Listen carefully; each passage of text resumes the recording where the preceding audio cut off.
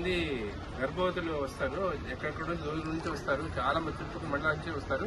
ప్రతి మంగళవారం పీలేరు ప్రభుత్వ ఆసుపత్రిలో 100 నుంచి 20 నుంచి 100 మంది గర్భవతులు వస్తారు. సో వాళ్ళు ఉదయం 9:30 వస్తారు. టెస్ట్ చేసుకుని స్కాన్ చేసుకుని మేడం చూపించినప్పటికీ లేట్ అవుతుంది. కాబట్టి అలాంటి వాళ్ళు పెట్టమంటే వెంటనే స్పందించారు.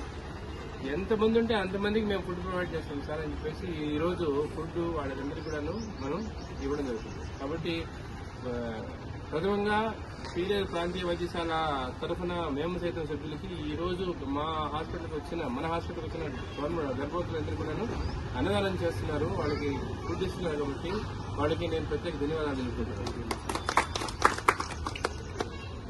ఈ మేము సైతం అనేది కోవిడ్ టైం నుంచి నేను చూస్తా ఉన్నాను. కోవిడ్ టైం నుంచి చిత్తూరు రోడ్లో కోవిడ్ కేర్ సెంటర్ పెట్టినప్పుడు ఓపెనింగ్ కూడా వీళ్ళు వచ్చారు, నాకు మాట్లాడారు.